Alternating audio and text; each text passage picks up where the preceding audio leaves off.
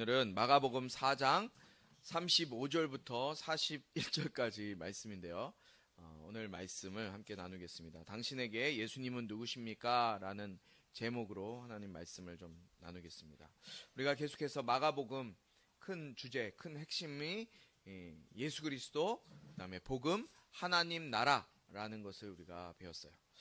지난주 우리가 말씀 등불과 씨앗의 비유를 예수님이 제자들에게 또 많은 사람들에게 하시는 말씀을 우리가 들었죠. 이것을 통해서 말씀이 우리에게 얼마나 중요한지, 그 말씀이 중요하기 때문에 그 말씀을 깨닫는 것 또한 중요하다라는 것을 배웠어요. 주님의 비유, 주님의 말씀은 비유로 말씀하셨죠. 비유로 말씀하셨지만 제자들에게만 설명해 주셨어요. 예수 그리스도의 제자들로, 우리가 제자로 하나님의 말씀을 들을 때 그 말씀이 우리 안에 깨달아져야 된다.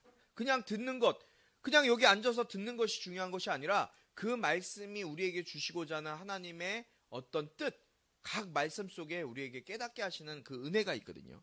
그 은혜가 깨달아지는 우리가 됐으면 좋겠다라는 말씀이 우리 지난주에 들었던 말씀이에요.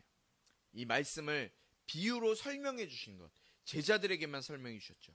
다른 사람들이 아니라 제자들에게만 설명해 주셨어요. 우리가 예수 그리스도의 제자로 말씀을 깨닫는 은혜가 우리 가운데 있기를 바랍니다. 자, 오늘 먼저 4장 35절과 36절 말씀을 함께 합독하도록 하겠습니다. 4장 35절, 36절 두 절 말씀입니다. 함께 읽습니다. 시작. 그날 저녁이 되자 예수께서는 제자들에게 말씀하셨습니다. 호수 저편으로 건너가자. 제자들은 사람들을 뒤로 하고 예수를 배 안에 계신 그대로 모시고 갔습니다. 그러자 다른 배들도 함께 따라갔습니다. 아멘. 지금 계속해서 예수님께서 주변에 많은 사람들에게 비유로 말씀을 전하시고 계시는 상황이었어요. 근데 예수님이 땅 위에서 말씀을 전하셨던 것이 아니라 우리가 앞에서 보면 알겠지만 예수님이 배에 오르셔서 이렇게 조금 멀리 육지와 좀 떨어져서 배에 오르셔서 말씀을 전하고 계셨죠. 배에 오르셔야만 사람들과 좀 멀어지고 많은 사람들에게 다 들리게 전할 수 있기 때문에 배에 오르셔서 말씀을 전하시고 계셨어요. 그런데 비유로 말씀을 전하고 계셨죠. 비유로. 그리고 말씀을 가르치시고 제자들에게 말씀하셨어요. 뭐라고 말씀하셨습니까? 오늘 보니까 호수 저편으로 건너가자라고 말씀하세요. 자, 사람들을 뒤로 하고 이제 제자들은 예수님께서 타시고 계시던 그 배 그대로를 가지고 이제 노를 저어서 호수 저편으로 움직이기 시작했어요. 지금까지 예수님께서 사역했던 그 사역의 중심지가 어디였어요? 우리가 잘 아는 것처럼 제가 말씀드렸습니다. 어디가 예수님의 사역 중심지였어요? 갈릴리. 그렇죠. 갈릴리 북쪽을 중심으로 해서 예수님의 사역이 그곳에서만 쫙 진행됐어요. 갈릴리 지역에서 병자들을 고치시고 또 귀신들을 내어 쫓으시고 안식일 논쟁도 하셨고 금식에 대한 논쟁도 바리새인들과 율법학자들과 논쟁도 벌이셨죠. 그러면서 하나님 나라의 본질이 무엇인지에 대한 것들을 말씀해 주셨어요. 예수님께서 지금까지는 누구와만 사역을 하신 거예요? 자기 백성들, 유대인들, 이스라엘 백성들과만 사역을 하셨어요. 자기 백성들만 가르치셨다고요. 그러니까 유대인들에게 하나님 나라의 일들을 가르치신 거죠. 그런데 이제 예수님께서 이제 강 건너편으로 건너가자라고 말씀하시고 계신다는 거예요. 이 강 건너편이 그럼 어딜까요?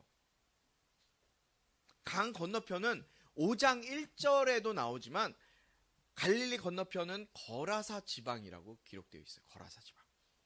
이 거라사 지방은 이방인의 땅이었어요.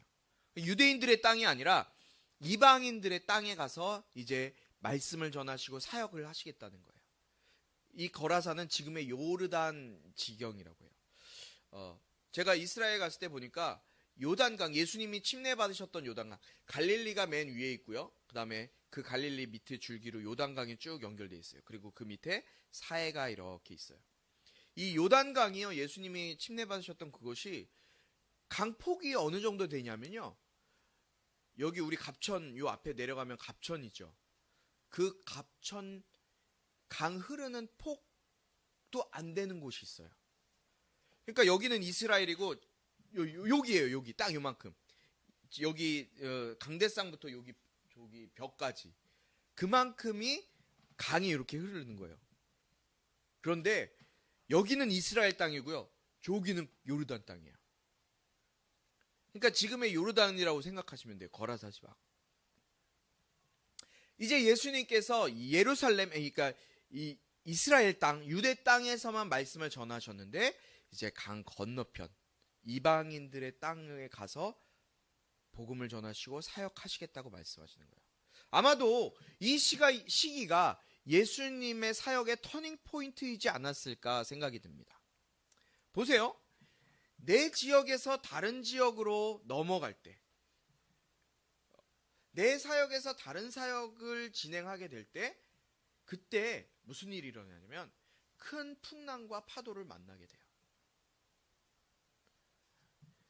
내 지역에서 다른 지역으로 예수님의 이름과 예수님의 사역이 확장되거나 넘어가지잖아요. 그러니까 내가 가지고 있던, 내가 행하던 사역이 아니라 그 폭넓은 하나님의 사역이 시작될 때, 생각지도 못한 그 사역의 장으로 들어가게 될 때는 큰 풍랑과 바람이 몰아칠 수 있다는 거예요. 이 포인트에서 저 포인트로 넘어갈 때가 있죠. 우리의 삶 속에도 있어요. 그때는 반드시 풍랑과 바람이 함께 와요. 환경일 수도 있겠고요. 그것이 물질일 수도 있고요. 관계 속에서 경험하는 어떠한 어려움일 수도 있어요.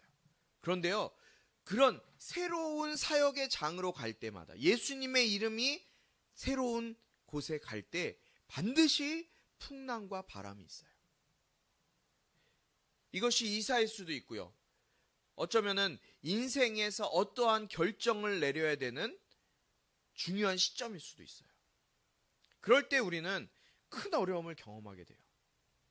물론 영적으로 깨어있는 사람일수록 더 큰 어려움을 경험하게 되겠죠. 이제 예수님께서 호수 건너편으로 건너가자고 하셨을 때 예수님이 이것을 쉽게 결정하실 수 있을까요? 여러분, 예수님은 이 선천적으로 태어나신 분, 이 모습은 어떤 모습이에요? 예수님이 어느 나라 사람이에요? 유대인이에요. 그 예수님은 어려서부터 어떤 것을 배웠을까요? 율법을 배웠어요. 그렇죠? 예수님도 유대인이었고 정통 유대인이었기 때문에 율법을 잘 배우고 하나님의 말씀을 다 배우고 정확하게 사셨던 분이 바로 예수님이었어요. 그런데 예수님께서 이방 땅으로 이제 가시는 것, 이방인들에게 복음을 전하시는 것 쉽게 결정하신 것이 아니었다는 거예요. 당시 유대인들에게 있어서 이방인들은 어떤 의미였어요? 여러분 잘 알잖아요. 제가 요한복음 4장의 말씀을 전하면서 이 요한복음 사마리아 땅, 유대였지만 같은 나라 민족이었지만 결국은 나눠져서 사마리아인이 됐을 때, 아수르에 의해서 나눠졌을 때 이 사마리아인들, 자신의 동족이었지만 그들도 유대인들은 어떻게 여겼어요? 개만도 못한 사람으로 여겼어요. 그 유대인들은 이방인들과 상종을 하지 않아요. 그런데요, 그런 상황 속에 있었어요. 예수님도 마찬가지로 그런 상황 가운데 계셨다는 거예요. 개만도 못하게 여기고 있는 사람들, 그 이방인들에게 예수님과 예수님의 제자들이 그 이방 땅에 가서 복음을 전하는 것, 예수의 이름을 전하고 예수 그리스도의 사역을 행하는 일은 쉬운 결정이 아니었다는 거예요. 그런데 여기서 우리가 한 번 더 생각해 볼 것은 뭐냐면 예수님이 왜 그 땅에 가셔야만 했을까라는 거예요. 상종하지 않아야 되는 사람들이 살고 있는 그 땅에 왜 예수님이 가셔야 됐을까? 예수님의 평소의 삶의 모습은 어땠을까요? 아주 경건한 삶을 사셨겠죠.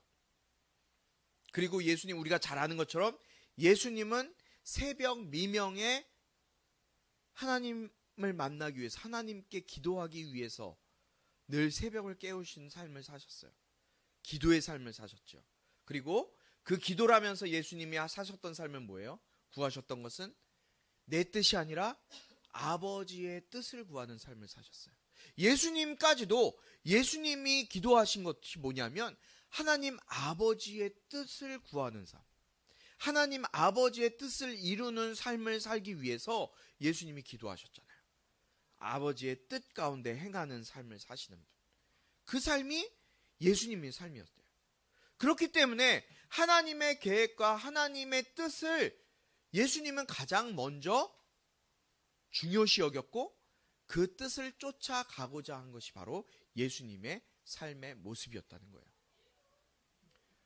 그런데 예수님께서 이제 이방 땅으로 가자, 건너편으로 가자라고 하셨을 때는 어떤 의미가 있을까요? 어떤 의미가 있을까요? 하나님께서 저 이방 땅 가운데 행하실 하나님의 계획이 있다는 것을 예수님이 아셨다는 거예요. 깨달으셨다는 거예요. 주님은 아버지의 뜻이 그곳에 있음을 아시고 호수 건너편으로 가자라고 말씀하신 거예요. 하나님이 뜻하신 일, 하나님이 명하신 일을 하려고 할 때 우리의 삶 가운데는 반드시 풍랑과 바람이 오게 돼요. 왜냐하면 그 일은 예수의 이름이 선포되어지는 일이고 예수님의 이름으로 사역이 일어나는 일이기 때문에 누가 제일 싫어하겠어요? 사탄, 마귀, 음부의 권세가 가장 싫어하는 일이 바로 예수의 일이고 예수의 이름이 증거되는 일이에요. 여러분, 우리가 토요일날 뿌띠바자회도 하고요. 그 다음 주 토요일날은 우리가 친구 초청을 통해서 우리 바베큐 파티도 하려고요. 우리가 기도해야 돼요. 왜 그럴까요? 이런 사역들을 통해서 하는 이유가 뭐예요? 돈 벌려고 해요? 물론 돈도 벌면 좋죠. 그런데 돈 벌려고 하는 게 우리의 목표는 아니에요. 우리의 목적은 뭐예요? 교회가 이곳에 있음을 알리고 그들에게 교회에 나와서 예수 믿고 구원받아야 된다라는 것을 알려주기 위한 것이 우리의 사역의 본질이기 때문에 누가 제일 싫어할까요? 그것은 바로 사탄, 마귀, 악한 것들이 가장 싫어하는 거예요. 그렇기 때문에 우리의 사역, 우리가 앞으로 해나가야 될 많은 일들 가운데 반드시 우리를 힘들게 하고 마음을 아프게 하고 넘어뜨리려고 하는 악한 영의 세력들이 있다는 거예요. 바람과 풍랑이 반드시 있다는 거예요. 오늘 보십시오.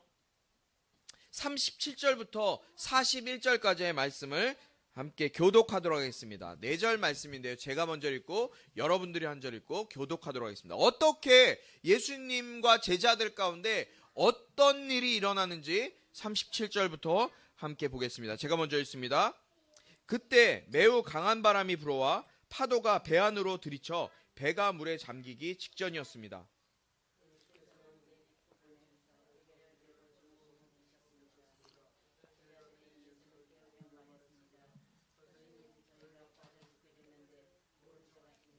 예수께서 일어나셔서 바람을 꾸짖으시고 파도에게 명령하셨습니다.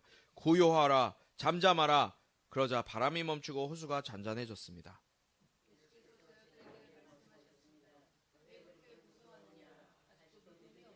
함께 읽습니다. 제자들은 크게 두려워하면서 서로 수군거렸습니다. 도대체 이분이 누구시기에 바람과 파도까지도 복종하는가? 아멘. 37절에 보십시오. 그때 매우 강한 강풍이 몰려와 배에 물이 차기 시작했고 배가 물에 잠기기 직전까지 된 것을 보게 돼요. 예수님의 사역이 이제 유대인들에게만 머물러 있는 것이 아니라 이방 땅에 가서 하나님의 이름이 없고 예수의 이름이 없는 곳에 예수의 이름이 선포되어지려고 하니까 어떤 일이 일어나는 거예요?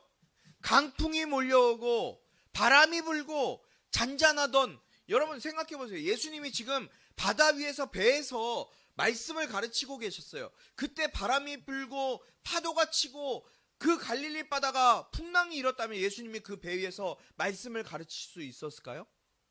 없었을 거예요. 그런데 예수님이 이제 저 건너편으로, 바다 건너편으로 가자 하셨을 때, 그리고 배를 띄워서 가고 있을 때 예수님이 처음에는 평안했을 거 아니에요. 바다가 평안해요. 평안함이 있을 때 예수님이 배 뒤쪽에서, 여러분 개역개정 성경에는 배 고물이라고 나와요. 배 고물이 저는 처음에는 배 앞쪽인 줄 알았거든요. 배 맨 앞쪽. 근데 배 맨 앞쪽이 아니라 배 맨 뒤쪽이더라고요. 고물이고요. 배 뒤쪽을 고물이라 그러고 앞쪽은 이물이라 그래요. 근데 헬라어 성경에도 보니까 이 배 앞쪽이 아니라 뒤쪽 고물로 기록되어져 있더라고요. 배 뒤쪽에서 예수님이 고온하게 베개까지 베고서 주무시고 계셨어요.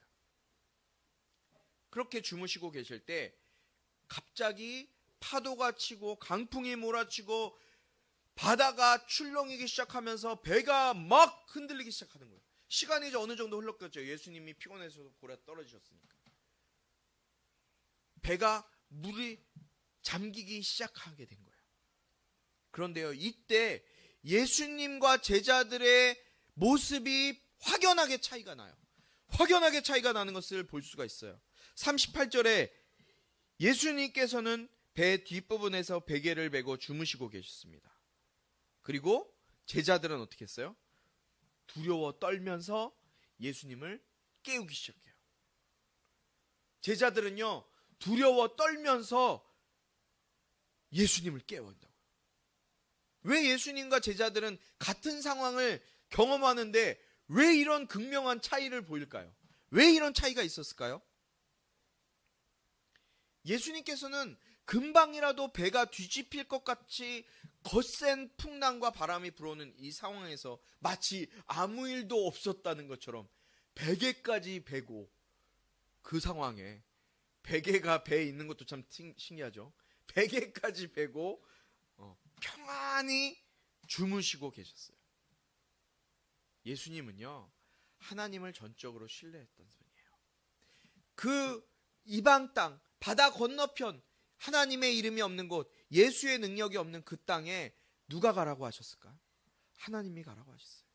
하나님이 가라고 하셨던 그 땅, 이 일 하라고 하신 분은 누구예요? 하나님이시기 때문에 하나님을 전적으로 신뢰하고 그분께 전적으로 자신의 전부를 의지하고 의탁하는 삶을 살고 계셨어요.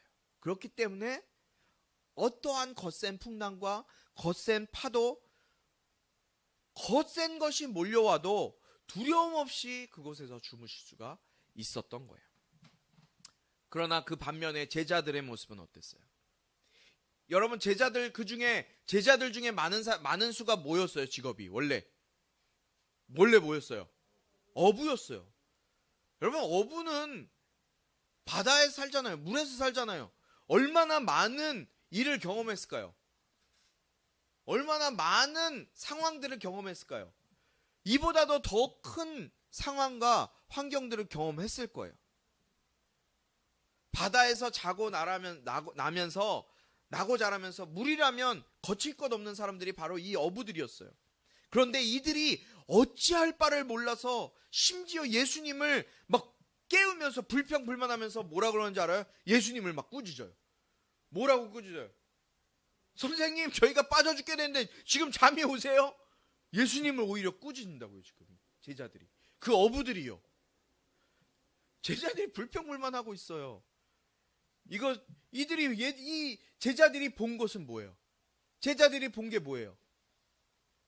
지금 자신들이 겪고 있는, 눈에 보이는 현실이에요. 영적인 세계를 알지 못하고 보지 못할 정도로 현실적인 것에만 눈이 확 가려져 있는 거예요. 눈에 보이는 게 지금 내 눈앞에 있는 것밖에 보이지 않는 거예요. 제자들은 지금까지 어떤 일을 경험했어요?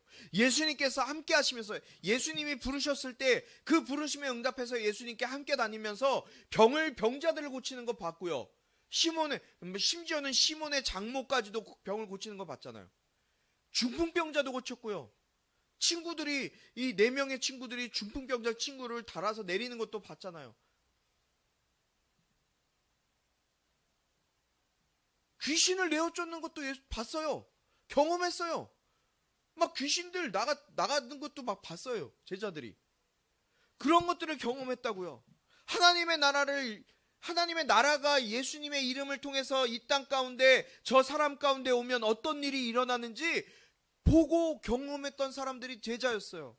그럼에도 불구하고 이들은 영적인 것에는 눈을 전혀 뜨지 못하고 지극히 현실적인 것에만 눈이 확 사로잡혀서 지금 이 상황, 내 눈앞에 풍랑이 치고 막 물이 배로 들어오는 이 상황을 두려워서 어찌할 줄 모르는 가운데 있는 거예요. 여러분, 우리도 너무나 현실적인 사람들이에요. 그렇지 않습니까? 우리 너무 현실적인 사람이에요. 우리는 현실을 너무나 중요시해요. 영적인 것을 인정하고 이해하지 못하고 관심을 두지 않고 현실적으로 눈에 보이는 것에만 집착하는 것이 우리 인간의 모습이라고요. 여러분, 그런데요, 영적인 일을 보지 못하게 하고 알지 못하게 하는 건 누굴까요? 누굴까요? 사탄, 마귀, 악한 음부의 권세가 우리를 영적인 것들을 둔감하게 하고 깨닫지 못하게 하고 알지 못하게 하는 것은 반드시 분명히 사탄, 마귀, 음부의 권세예요. 우리는 그 악한 음부의 사단의 속임수에 속아서 지금도 살아가고 있는 이 세상이 전부인 것처럼 이 땅을 살아가고 있는 게 우리의 모습이라고요. 여러분들은 그렇게 살고 있지 않아요? 이 땅의 삶이 다라고 생각하면서 살고 있지 않아요? 우리가 살고 있는 이 세상에서 잘 먹고 잘 살고 저처럼 배 뚱뚱해져서 옷도 안 맞고 심지어는 뭐 선을 행하면은 복 받고 이 땅에서 그냥 잘 먹고 잘 살고 풍족하게 살고 벤틀리 타고 다니고 포르쉐 타고 다니고 아파트 뭐 좋은 아파트 방 4개짜리에 살고 이렇게 살다가 이 생에서 이 땅에서 잘 살다가 행복하게 마치 그것이 행복의 다인 것처럼 행복하게 살다가 죽으면 끝. 여기서 죽으면 끝이지. 많은 사람들이 이 세상에서의 삶만을 중요하게 생각하기 때문에 이 땅에서의 삶에 목숨 걸고 살아가요. 어떻게든 내가 살아가는 한평생 뭐 80살이 될지 100살이 될지 120살이 될지 모르겠지만 120년을 살기 위해서 나의 모든 것을 이 땅에 목숨을 걸고 살아간다고요. 그들의 생각 가운데 예수님은 온데간데도 없어요. 죽음 이후에 천국과 지옥, 죽음 이후에 반드시 생명책에 기록되어 있는지 아니면 심판의 책에 내 이름이 기록되어서 내가 행한 행실대로 심판을 받는 것이 있다는 것을 믿지도 못하고 깨닫지도 못한 채 지옥과 천국, 영생이 있음을 인식하지도 못한 채 살아가는 사람들이 너무나 많이 있어요. 여러분, 그러나 반드시 기억하세요. 죽음 이후에는 천국과 지옥이 반드시 있어요. 죽음 이후에는 반드시 심판이 있어요. 오직 예수의 이름으로만, 오직 예수로만 우리가 영원히 살아갈 수 있는 천국에 갈 수 있고 영생의 삶을 살아갈 수 있음을 반드시 기억하시기 바랍니다. 여러분, 39절에서 제자들의 이러한 난리에 예수님이 어떻게 반응하세요? 바람을 꾸짖으면서 파도에게 명령하세요. 고요하라, 잠잠하라. 왜 그러셨어요? 예수님이 주무시고 계시는 이 상황, 하나님의 계획과 하나님의 뜻 가운데 저 이방 거라사 땅에 가서 예수의 이름을 전하고 복음을 전하고 죽은 자를 살리고 귀신을 내어쫓고 병든 자를 살리는 저 사역을 누가 계획한 거예요? 하나님이 계획하신 거예요. 그 하나님이 계획하신 일에 악한 더러운 사탄 마귀가 방해하기 때문에 그 사탄 방해, 음부의 권세, 너 조용해, 잠잠해 라고 꾸짖으시는 거예요. 왜 예수님이 멀쩡한 자연현상인 파도와 풍랑을 꾸짖으시겠어요? 왜 꾸짖으시겠어요? 그것은 자연현상이 아니에요. 예수님의 사역을 방해하려고 하는 악한 영의 세력이기 때문에 예수님이 꾸짖으신 거예요. 고요하라, 잠잠하라 라고 예수님이 꾸짖으셨을 때 바람이 멈추고 호수가 잔잔해지게 돼요. 예수님의 꾸짖음이 그 자연 환경 속에 임할 때 모든 것들이 완전하게 정상으로 돌아가는 걸 보게 돼요.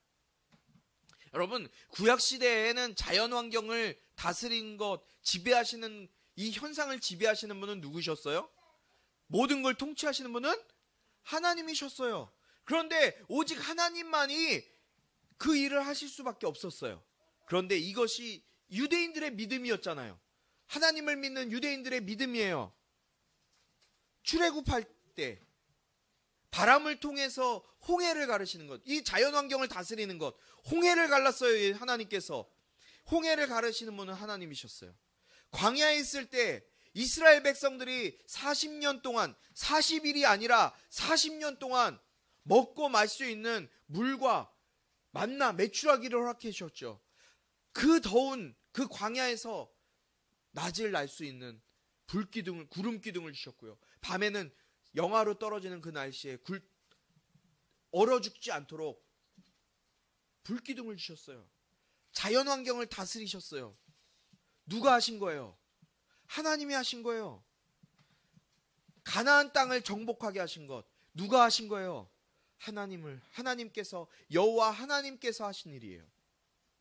그러나 이러한 여호와 하나님의 권위와 능력이 이제는 예수의 이름의 능력으로, 예수의 능력과 권세로 나타나게 된 거예요. 예수님이 이 땅에 오시게 되면서 하나님의 그 동일한 능력이 예수님에게 증거되게 된 거예요. 예수님이 말씀하셨잖아요. 하늘과 땅의 모든 권세를 내게 주셨으니. 누가요? 하나님 아버지께서 하늘과 땅의 모든 권세를 예수님에게 주신 거예요.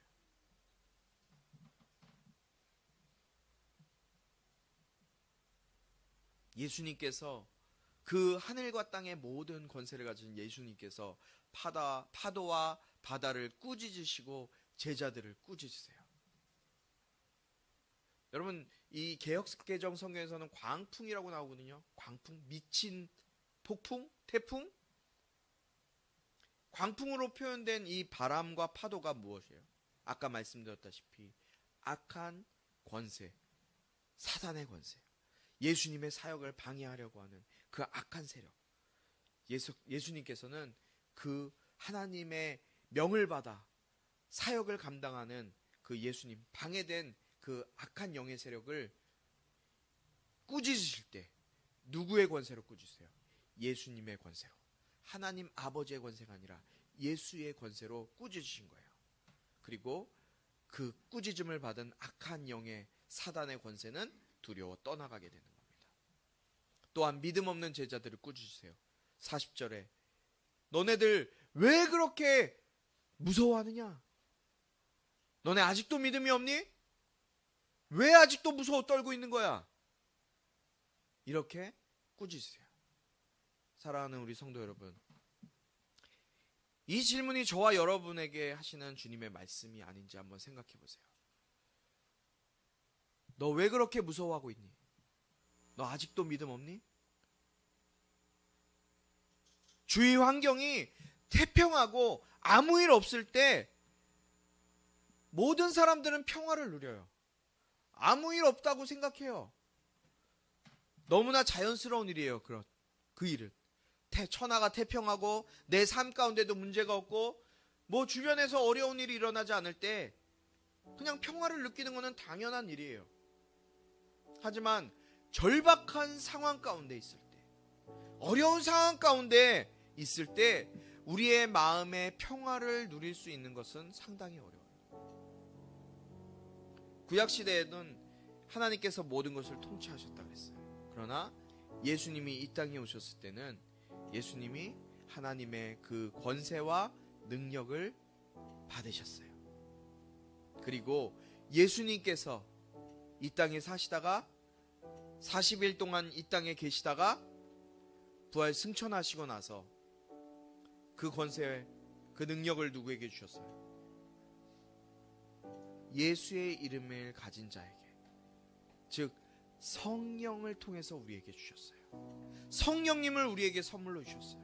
요한복음 14장 26절, 보혜사 곧 아버지께서 내 이름으로 보내실 성령, 그가 너희에게 모든 것을 가르치시고 내가 너희에게 말한 모든 것을 생각나게 하시리라. 요한복음 15장 26절, 내가, 예수님께서 아버지께로부터, 하나님께로부터 너희에게 보낼 보혜사, 곧 아버지께로부터 나오시는 진리의 성령이 오실 때 그가 나를 증언하실 것이요. 여러분, 하나님의 능력, 권세, 이제는 성령을 통해 우리에게 주어졌어요. 우리는 우리 생각과 방식으로 이 세상의 낙을 따라 살고 쫓아 살려고 하면 늘 불안하고 재물을 쌓으면 쌓을수록 더 공허해져요. 하지만 우리가 성령에 붙들림 바 되어서 예수의 이름으로 살아가게 되면 주님이 주시는 평안함과 기쁨을 인도받을 수 있어요. 여러분, 우리에게 예수님은 누구예요? 여러분 한 사람 한 사람, 당신에게 그럼 과연 예수님은 누구실까요? 제자들은 예수님이 하신 일을 보고 뭐라고 고백합니까?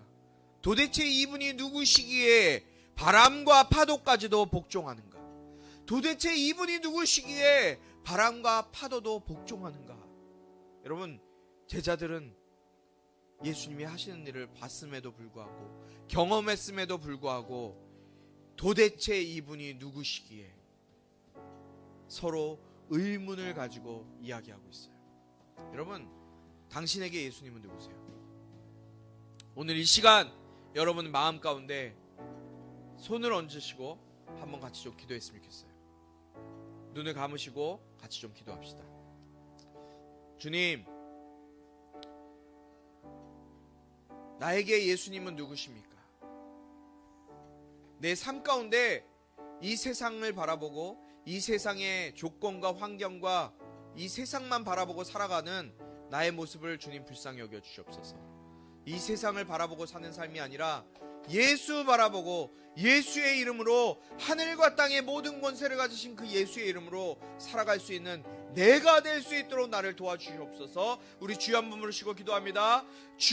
주여! 주님, 이 시간 내가 예수의 이름으로 살아가게 하여 주시옵소서. 하늘과 땅의 모든 권세를 가지신 그 예수의 이름을 우리에게 허락하여 주시고 성령을 주셔서 그 성령의 은혜 가운데 살게 하신 주님, 내가 그 성령의 인도하심 가운데 살아가게 하여 주시옵소서. 아버지, 하늘과 땅의 모든 권세를 가지시고 바다와 파도까지도 꾸짖으시는 그 주님, 제자들을 꾸짖으시는 주님, 아버지 하나님, 아직도 두려워 떨고 있느냐? 아버지 하나님, 내가 세상에서 두려워 떨지 않게 하여 주시옵소서. 세상이 평안할 때 평안하는 것, 아버지, 너무나 쉬운 일입니다. 그러나 내 삶 가운데, 내 인생 가운데 어려움이 찾아오고 두려움이 찾아왔을 때 아버지 하나님, 내가 의지하고 내가 붙들고 나아가야 될 분 누구입니까? 바로 예수 그리스도, 그 이름밖에 없음을 깨닫게 하시고 주님 붙들고 나가는 인생 되게 하여 주시옵소서. 사람을 의지하지 않게 하시고 아버지, 상황과 환경들, 물질, 아버지 하나님 의지하지 않게 하시고 오직 나를 살리시고 나를 붙드시는 그 예수 앞에, 그 예수의 이름 앞에 성령님께 내 삶을 온전히 올려드리는 삶을 사는 내가 될 수 있도록 나를 붙잡아 주시고 나에게 믿음을 덧입혀 주시옵소서. 성령님, 나에게 평안의 마음을 주시옵소서. 주님을 바라보며 나갈 때 주님, 내가 살 수 있습니다. 주님, 나에게 은혜를 베풀어 주시옵소서. 하나님 감사합니다. 자연 환경을 다스리시는 분, 모든 세상 만물을 다스리시는 예수의 이름을 이제 우리에게 주셨사오니 아버지 하나님, 우리가 살아갈 때 내 상황과 환경들을 의지하지 않게 하시고 내 상황에 어떤 어려움, 어떤 아픔, 어떤 두려움, 어떤 걱정이 찾아올 때 예수의 이름으로 승리하며 이겨낼 수 있는 우리에게 믿음을 더하여 주시옵소서. 두려워 떠는 제자들, 그들에게 꾸짖으시는 그 꾸짖으심이 나에게 깨닫게 하셔서 아직도 두려워 떨고 있느냐? 왜 아직도 두려워 떨고 있느냐? 그 말을 듣는 제자가 아니라 잘하였다다 착하고 충성된 종아라고 칭찬받을 수 있는 우리 모든 꿈꾸는 교회 성도들 다 될 수 있도록 도와주시옵소서. 오늘도 빈손으로 나오지 아니하고 주님 앞에 귀한 예물 정성스럽게 주님 앞에 드린 손길들이 있습니다. 아버지 하나님, 이들의 헌신과 수고를 기억하여 주시고 이 예물이 쓰여지는 곳곳마다 하나님의 나라가 확장되어지게 하시고 하나님을 알지 못하고 하나님을 믿지 못하는 이 세상 사람들에게 예수의 이름이 선포되어져서 저들이 예수 믿고 구원받아 천국에서 기쁜 만남을 경험할 수 있는, 그렇게 쓰임받는 물질이 될 수 있도록 인도하여 주시옵소서. 예수 그리스도의 은혜와 하나님 아버지의 극진하신 사랑과 성령의 감화 감동 치유 회복 세워주심의 은혜가